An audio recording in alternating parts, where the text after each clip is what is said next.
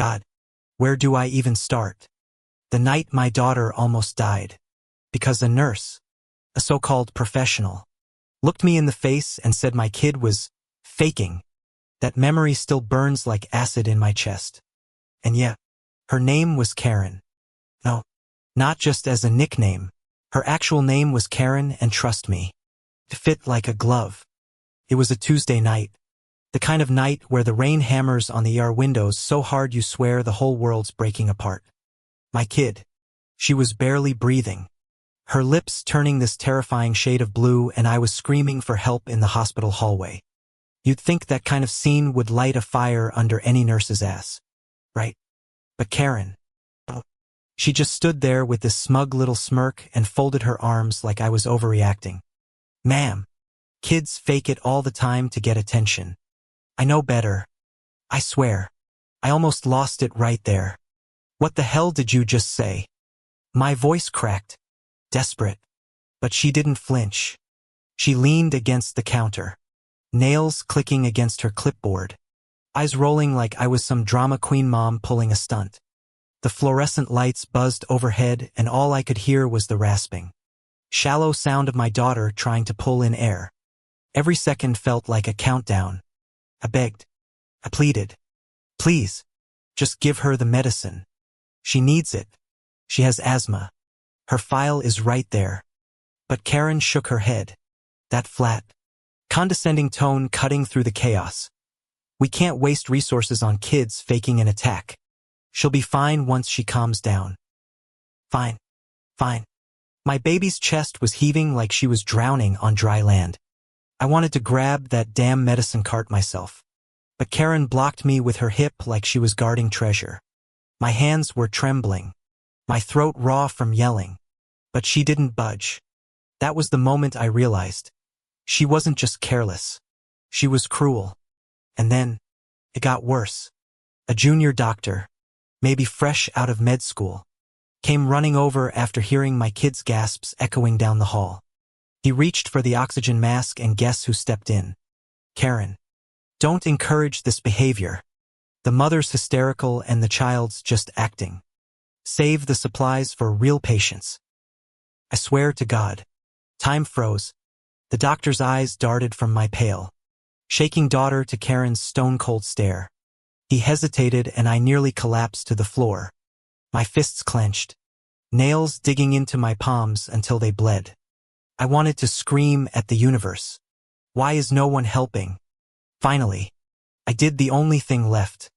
I pulled out my phone, recording everything. My voice, trembling, echoing down that sterile hallway. This nurse is refusing to give life-saving medicine to my child. If my daughter dies tonight, this is on her.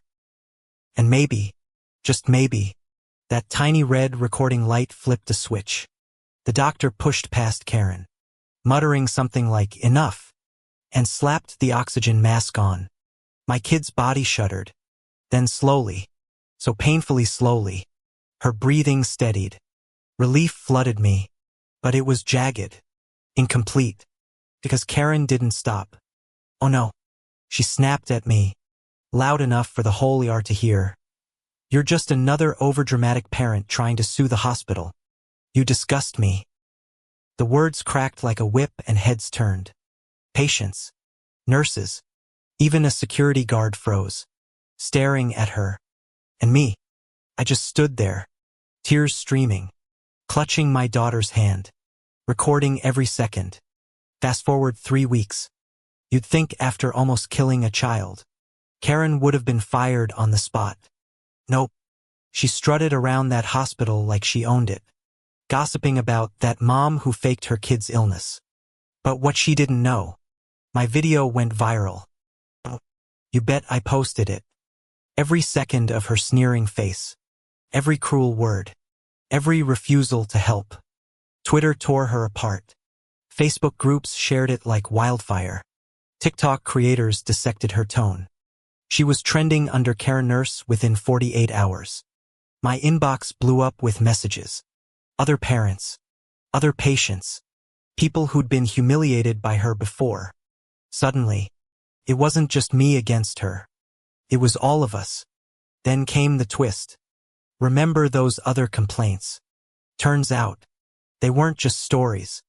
A lawyer reached out. He'd been building a case for months, collecting testimonies about medical neglect, falsified records, even stolen medication. My jaw dropped when I saw the stack of affidavits. One woman claimed Karen denied her pain meds after surgery because she looked too comfortable. Another said Karen accused her elderly dad of faking chest pain hours before he collapsed. That's when the lawsuits rolled in. Mine included. Karen tried to clap back. Of course. She called me a liar, a manipulator, a psycho mom. She even showed up at a preliminary hearing in designer sunglasses, muttering under her breath like the whole world was beneath her. But when the DA dropped the word manslaughter on the table, her face drained white, because my daughter wasn't the first she'd almost killed. She was just the first with a mother who fought back, who caught her red-handed on camera. The day the verdict came down, I sat in the courtroom, heart pounding so hard I could barely breathe. Karen stood there, clutching her lawyer's arm, eyes darting like a trapped animal. The judge's voice boomed, "Guilty. Neglect leading to endangerment.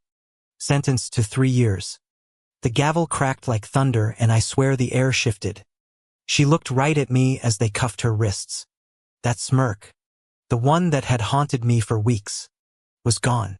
Her lips trembled, her eyes glossy, but no sympathy bloomed in me. Not anymore.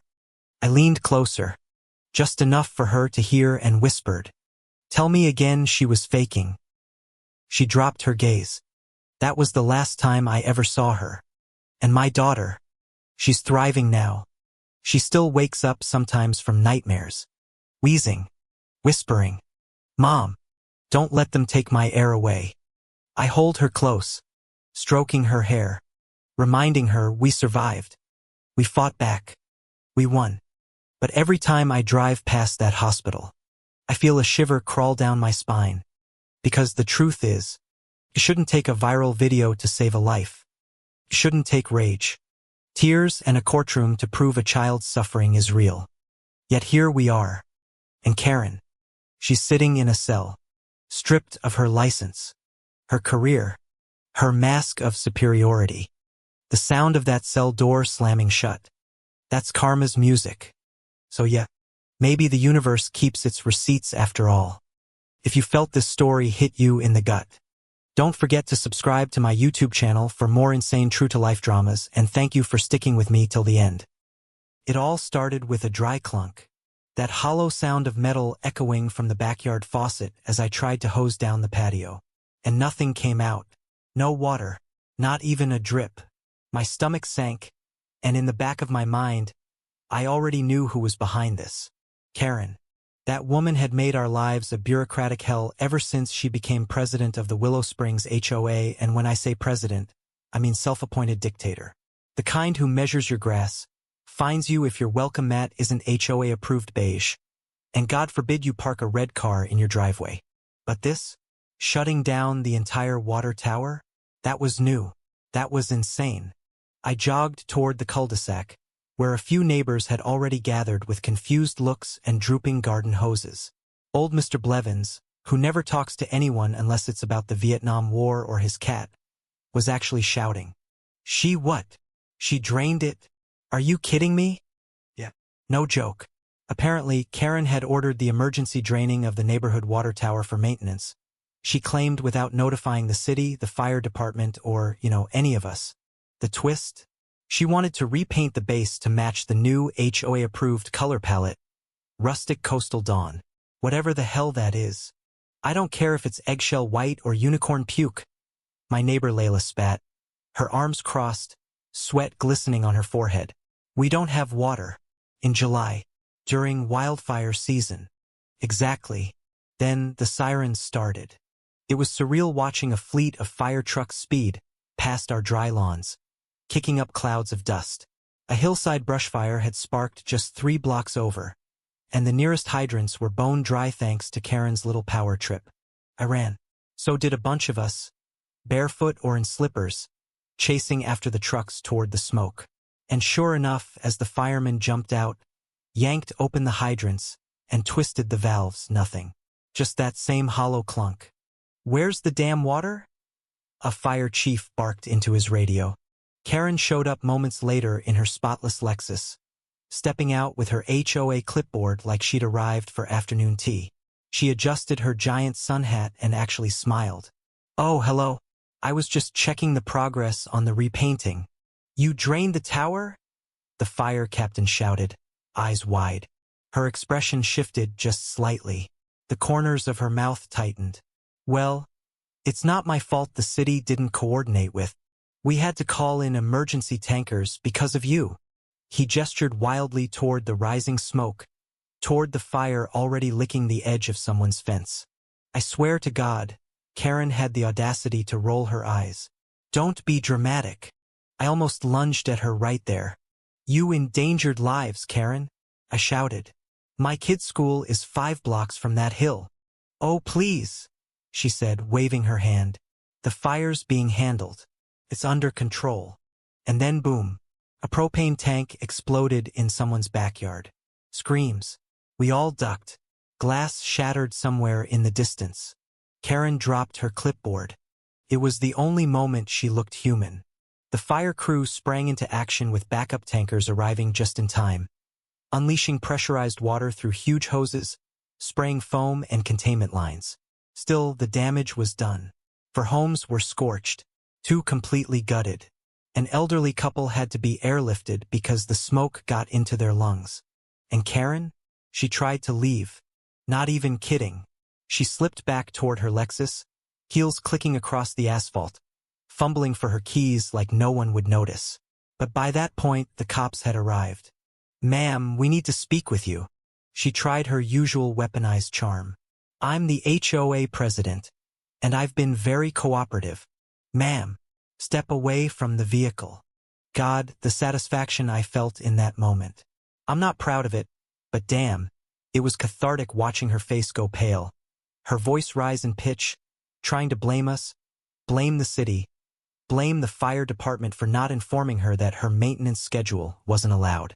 "No one told me it was wildfire season," she shrieked. "You live in Southern California," someone screamed back. They took her in for questioning. And while she wasn't arrested that day, the investigation moved fast. Turns out Karen had hired her nephew, some unlicensed contractor, do the draining and repainting for half the city's quoted price. He had no clue what he was doing. Shut down the water flow without filing a single permit. And here's the twist no one saw coming. When the city checked the HOA's funds, it turned out Karen had also funneled over $80,000 in administrative expenses into a private account. Stolen HOA dues. Our dues. I swear. When the news broke, it felt like the whole neighborhood let out a collective gasp, like someone lifted a 10-year weight off our shoulders.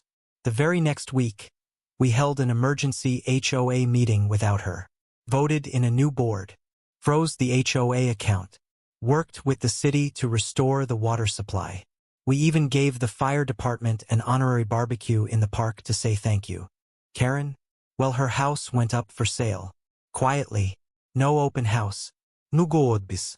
Just one day, a moving truck showed up, and she was gone. But here's the kicker, and I'm still not sure if it was karma or just plain irony. 2 weeks after she moved out, another fire sparked from a faulty electric scooter left charging on a porch. Just a small one, quickly contained. But that time, the hydrants worked. The tower was full. And the house that caught fire? It was Karen's old place. The new owners got out safely, thank God. Minor damage, thanks to the quick response. But I can't help but think if Karen had still been there, if she'd still had control, what would have happened? Sometimes it takes fire to cleanse a neighborhood. Sometimes it takes one woman's arrogance to light the match. And sometimes you get to watch karma arrive in a red truck with sirens blazing. Would you believe, after everything, she actually tried to sue the HOA for emotional distress? Claimed we ruined her reputation? Let's just say that case didn't go far. And neither did she. The lawsuit fizzled out like wet fireworks. Karen had no leg to stand on, no credible defense, no moral high ground, and certainly no sympathy from a jury of her peers, most of whom had once received threatening violation letters over things as stupid as non-regulation bird feeders or overly decorative wind chimes. The judge dismissed it within minutes. She didn't even look up from the bench when she banged the gavel. What came next was oddly quiet. No apology. No statement. Karen just disappeared. Moved somewhere upstate, I heard, into a gated community, ironically. And while part of me hoped she'd learned something, maybe softened, maybe started a new life free from control and HO politics, another part of me doubted it. People like her don't really change. But we did. Without her breathing down our necks, the neighborhood started to heal. We painted our houses whatever damn color we wanted. Kids could play in the cul-de-sac without someone reporting excessive noise. We even turned the old HOA office, previously a fortress of passive-aggressive memos, into a little free library. The best part? We installed an emergency alert system and partnered with the fire department for future safety drills. No more surprises. No more drain towers. Sometimes, when I'm out on the porch sipping coffee and listening to the distant hum of working sprinklers, I think back to that July day. To the way the fire glowed behind the hills. The smoke. The panic. The rage in everyone's voice. And then I think of Karen's face as her Lexus was boxed in by those fire trucks. As the sirens screamed past her perfectly manicured shrubs. Poetic justice. But justice doesn't always come the way you think it will. It doesn't always wear a badge or swing a gavel. Sometimes, it arrives in the form of a community finally saying, enough. And if Karen ever tries to file another lawsuit against this neighborhood, the fire department, hell, even the city, she better be ready. We're organized now. We're united. And we know the rules better than she ever did. We learned from her. So, Karen, wherever you are, if you're watching this, just know we've got the hoses ready. And the hydrants full. Don't forget to subscribe to the channel for more wild real-life HOA dramas, lawsuits, and stories where karma pulls up in a fire truck. I'll never forget the look on Karen's face the day she tried to frame me. You know that smug, pinched smile some people wear like a weapon?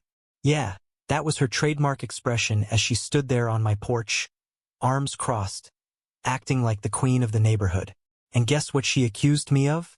Counterfeit goods. Me. What kind of insane movie-level drama was this? It all started with a knock that sounded more like a demand. Bang, bang, bang. I jumped, my coffee mug clinking against the table, and hurried to the door. There she was, Karen from the HOA, her hair sprayed into a helmet and her sunglasses perched high like she was leading some FBI task force. We need to talk, she barked, not even waiting for an invite. I sighed, gripping the edge of the door. Karen, it's 7:30 a.m. on a Saturday. Could this wait until— No, she snapped, stepping closer. We've had reports about suspicious packages coming to your house. I think you're running something shady. What? I blinked, completely thrown off. Suspicious packages? You mean my online orders? Karen, I literally ordered dog food and a blender last week. What are you even— She raised her hand like she was stopping traffic. Don't lie to me. I know counterfeit goods when I see them. And I will report this to the authorities if you don't cooperate. Her voice had that sharp, fake authority tone that made my blood boil. I took a deep breath, trying to keep calm. Karen, I don't know what fantasy you're living in, but I'm not running some black market operation. Now, if you'll excuse me, and just as I was about to close the door, she slid her foot forward. She actually blocked my door with her ridiculous wedge sandal. Don't test me, she hissed. I've seen your garage. All those boxes stacked up like a warehouse. Don't tell me that's just household items. I felt my jaw drop. You mean the boxes from moving? I just bought this place 3 months ago. Maybe if the HOA spent less time spying on me and more time fixing the broken streetlights, we wouldn't have to do this dance every week. My voice cracked with anger, and I could hear my own pulse in my ears. Karen's smirk widened like she'd just scored a point. We'll see about that, she muttered, turning on her heel. I thought that was another pointless HOA drama. Oh boy, was I wrong. 2 days later, just as I was pulling into the driveway, a black SUV rolled past me slow. Too slow. My gut clenched. Something about the tinted windows and the unmarked look screamed official. By the time I reached my front door, I saw Karen across the street, leaning against her mailbox like a snake waiting to strike. And then I heard its sirens. My heart dropped. "No way," I whispered, my keys slipping from my hand. The SWAT team, yes, an actual SWAT team stormed my property. "Search warrant," one officer barked as they kicked open my side gate. Neighbors peeked from their windows like it was free reality TV. Karen, of course, had her phone out, recording every moment. "This is for the safety of our community," she yelled, fake tears in her voice. "Wait, what's going on?" I stammered, holding my hands up as one officer approached. "We received a tip about counterfeit electronics being stored here," he said flatly. "Step aside." My mind spun like a broken carousel. A tip? Karen. It had to be Karen. Inside, they tore through my garage, flipping open boxes, scanning labels and muttering into radios. I stood there, stunned, my breath shallow, my palms sweating. "This is insane. These are just my moving boxes. Look at the receipts." I pleaded, but nobody was listening. Karen's voice pierced the chaos. "Check the big black box in the corner. That's the one I saw." I stared at her. "What black box?" Then my gaze shifted, and I realized there was a box in the far corner I didn't recognize. My stomach turned cold. "What the hell?" I whispered, walking toward it, but an officer stopped me. They cracked it open and I swear I felt my knees buckle. Inside were stacks of electronics, phones, tablets, cameras, none of which I'd ever seen before. "Are you kidding me?" I yelled, my voice shaking. "That's not mine. I don't even own this stuff." Karen's grin could have split her face in half. "Told you," she said sweetly, her phone still rolling. "Our HOA can't tolerate crime." I wanted to scream.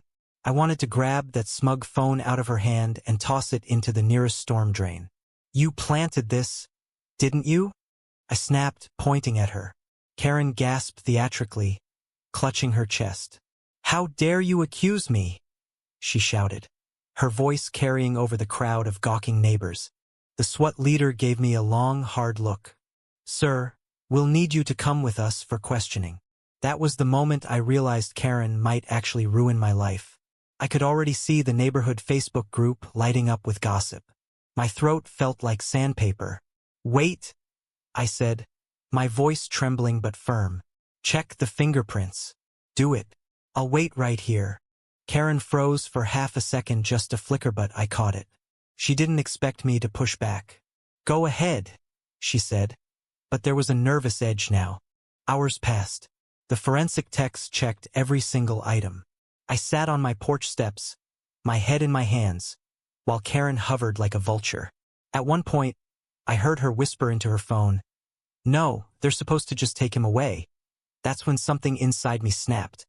"Officer," I called out, my voice sharp, "you should know that Karen here has been harassing me since I moved in. Maybe check her property too, just in case." Karen's eyes went wide. "You have no right. You accused me of crimes I didn't commit." I cut her off. "If you're so sure I'm guilty, you won't mind them checking your garage too, right?" There was a long, tense silence. The SWAT leader glanced at his team. "We'll do a quick check." "Ma'am, please step aside." Karen sputtered like a broken sprinkler, but the officers didn't wait. They crossed the street. What happened next? Oh, sweet justice. As soon as they opened Karen's garage, I heard the words that nearly made me laugh out loud. "We've got something here," an officer shouted. I stood, my pulse racing. They wheeled out 3 massive crates identical to the black box that had been in my garage. And inside, a whole stash of counterfeit goods, perfectly sealed, ready for resale. The look on Karen's face was priceless. She went pale, her lips twitching like she'd just swallowed a lemon. That's not mine," she shrieked. "Someone must have planted that." I couldn't help I laughed. "Oh, now someone planted it? Karma's fast, huh?" Karen tried everything, tears, fake fainting, even accusing the SWAT team of conspiracy. But the evidence was clear. Her fingerprints were all over the crates. "Turns out," She had been running an illegal side hustle for months, using HOA authority to cover her tracks. And guess what? The tip she sent about me? It backfired spectacularly. Karen's voice cracked as they handcuffed her right there on the street. "This is a mistake. I'm the HOA president. You can't do this to me." The officer's reply was cold and final. "Ma'am, you have the right to remain silent. Anything you say can and will be used against you." The crowd of neighbors gasped.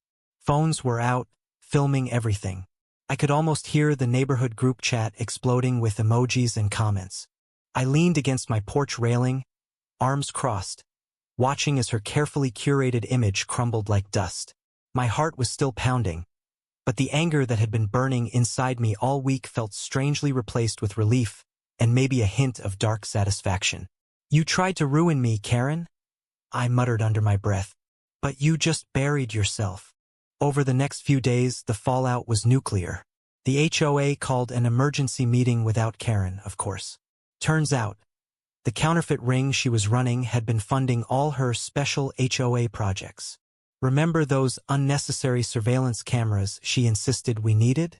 Paid for by dirty money. The fancy new community garden with overpriced planters? Also linked to her little scheme. When the story broke online, our entire neighborhood went viral. I'm talking thousands of shares and comments like, "HOA Karen gets instant karma," and "She messed with the wrong neighbor." Then came the cherry on top. I got a call from a lawyer representing some of Karen's customers. People who unknowingly bought her fake electronics. Guess what they were planning? A lawsuit. A massive class action one. And because Karen used HOA accounts to launder her fake profits, the lawsuit named the HOA too. For a moment, I felt bad for the innocent board members, but honestly, they had let Karen run wild for too long. Maybe this was the reset button we all needed. Meanwhile, I couldn't walk down the street without someone stopping me. "Hey man, you really showed her." Or, "You should have seen her face, priceless." It was almost embarrassing, but in a weird way, it felt like justice had been served, not just for me, but for every neighbor she had bullied. One evening, as I was taking out the trash, one of the SWAT officers who had raided my house drove by and rolled down his window. "Good thing you stood your ground," he said with a grin. "She almost had us fooled." "Not anymore." I shook my head, still in disbelief. "Guess I owe you guys some coffee and donuts," I replied. He laughed and drove off, leaving me with a strange sense of closure. Karen? She's facing federal charges now, with her mugshot plastered all over local news. The HOA disbanded within a month, unable to survive the scandal and the mounting legal fees. Her empire of control? Gone. Just like that. And me? I learned one thing. Never underestimate the power of patience and evidence. Because when someone tries to frame you, sometimes the best revenge is simply letting the truth burn them alive. So, if you enjoyed this wild HOA versus Karen story and want to hear more real-life neighborhood dramas and lawsuit-level karmic justice, don't forget to subscribe to my YouTube channel for the next jaw-dropping tale. She snipped the cables like she was cutting roses. Except they weren't roses, they were part of a federal weather station. And her little garden cleanup just triggered a felony investigation. Karen didn't know the storm she unleashed was real, and headed straight for her garage. It all started on a muggy Wednesday morning, the kind where the air clung to your skin like guilt. I was sipping lukewarm coffee on my back porch, watching the trees sway slightly under the weight of humidity. Something felt off. Then I heard it snip, snip, snip. Not your usual lawn care noises. "Hey!" I called out instinctively, setting down my mug. "What the hell are you doing?" There she was, Karen Delaney. Blonde bob too stiff to move, white capris, gardening gloves, and bolt cutters. Standing beside the weather monitoring station installed behind my fence by NOAA's, freaking NOAA, as in National Oceanic and Atmospheric Administration. She froze for a split second, then gave me that smug HOA smirk. "That hideous machine has been disrupting the aesthetic uniformity of our neighborhood," she said, wiping invisible dust off her gloves like she was in some BBC drama. "The HOA has every right to demand its removal." I blinked. "That's not a sprinkler system, Karen. It's a federally maintained weather sensor array." What you're doing is aesthetic violation, she interrupted, and trespassing on HOA-mandated easement property. Don't make this a legal matter, dear. Don't make this a legal matter? I nearly laughed. The cables now dangled in her grip like spaghetti, the copper inside already exposed. My pulse climbed. My hands trembled not out of fear, but fury. You just committed a federal offense. She scoffed. I'm the HOA president. You think some tech junk in a box is above neighborhood regulations? Think again. I recorded everything. My phone was already in my hand. She didn't even flinch. I swear she posed for it. The station had been installed 2 years ago as part of NOAA's Regional Extreme Weather Research Initiative. Storm patterns were shifting in our part of Texas, and this tiny suburban monitoring node played a critical role. We'd already had 3 surprise hailstorms this year, one that tore off half my neighbor's roof. That weather station, it warned us just in time to get under cover. Now, with those cables dangling like severed arteries, we were blind. The thing ISI wasn't the only one who heard the snips. Gregory, the quiet guy who lived at the end of the cul-de-sac, used to work in weather tech for the military. He'd helped NOAA install the node as a volunteer. He came running out, red-faced, breath-heavy, his limp more noticeable in his rush. You cut the sensor cables? He gasped. You realize that's a felony under Title 18, Section 1362 of the U.S. Code? Karen turned slowly. You're exaggerating. No, you're underestimating, I muttered. I didn't know it yet, but that day was going to spiral fast. Faster than a Texas twister. By afternoon, NOAA agents were at my front gate. And 2 days later, so were the feds. They brought a search warrant. Not for me. For Karen Delaney's garage. Turned out, NOAA's remote alerts went dead the moment Karen snipped the cables. That triggered an automatic escalation to Homeland Security. Within hours, a data sweep revealed anomalies in weather telemetry deliberate interference. Not just sabotage, tampering.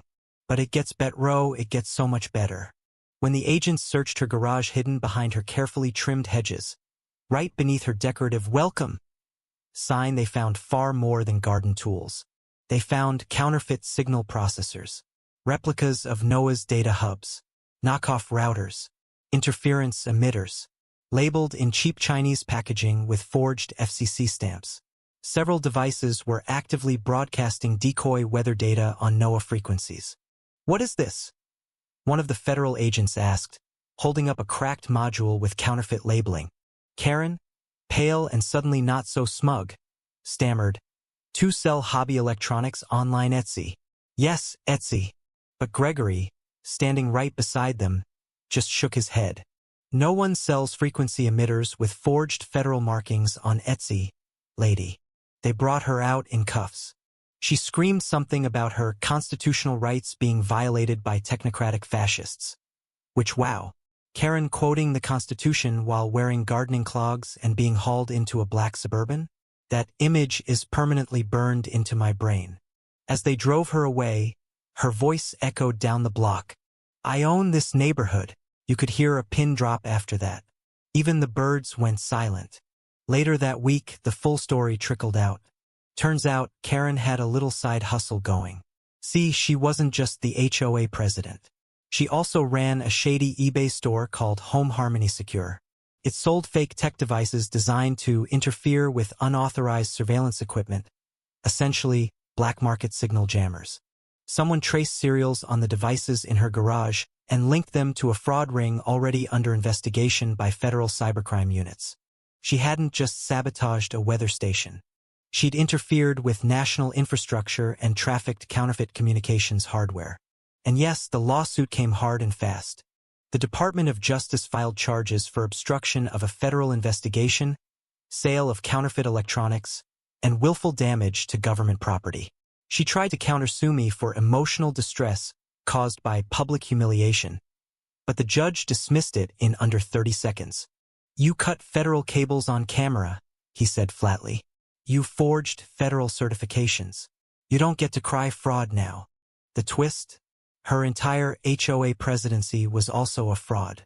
Karen had forged her re-election paperwork last year. 3 community members she listed as voters had moved out 2 years earlier. When we dug deeper, we found one ballot had the signature of a woman who'd passed away. She forged a dead woman's signature. Gregory and I ran an emergency HOA vote within a month. She was formally ousted. A few old-timers cried, but most people clapped.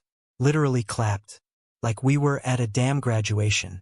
As for the weather station, NOAA came back and reinforced the array with tamper-proof housing and round-the-clock remote surveillance. Federal property. Interference punishable by law. Yes, this means you, Karen. I'm not kidding. The agents had a sense of humor. But even with her gone, her name's like a ghost in the wind around here. You mention her and people get real quiet. Some still won't plant flowers near the sidewalk, afraid someone's watching. And sometimes on hot nights when the cicadas buzz too loud, I swear I hear bolt cutters echoing in the dark. Snip, snip, snip. Turns out, Karen's hobby wasn't just illegal, it was part of a much larger fraud ring operating out of several wealthy suburban communities across the state. When the federal agents cracked open her hard drives, they discovered spreadsheets full of payments, shipment records, and dozens of fake HOA email accounts used to push back against property complaints. She'd been using her position to silence residents, reroute fines, and protect her side hustle under the guise of neighborhood safety. In her garage, they even found a drafted lawsuit template, multiple versions, actually. She had pre-written legal threats ready to send to anyone who questioned her authority, complete with digital signatures she could just copy and paste. The arrogance, the premeditation. At her sentencing hearing, she showed up in a beige suit. No makeup, hair limp and dull. No smug smile. No capris or pearls. The courtroom was packed with neighbors, people she'd fined, bullied, and banned from HOA meetings. She tried to read a statement, but the judge cut her off.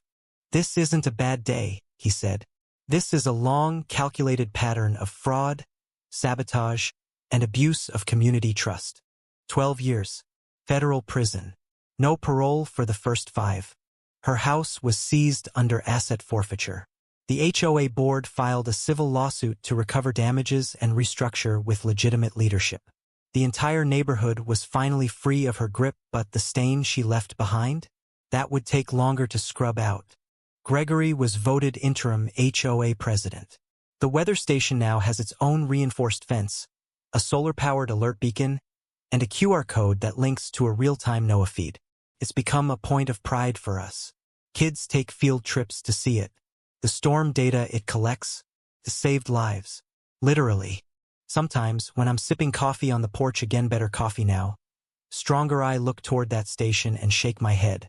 She really thought she could cut a few cables and walk away clean. But karma doesn't need wires. It needs witnesses. And we had plenty.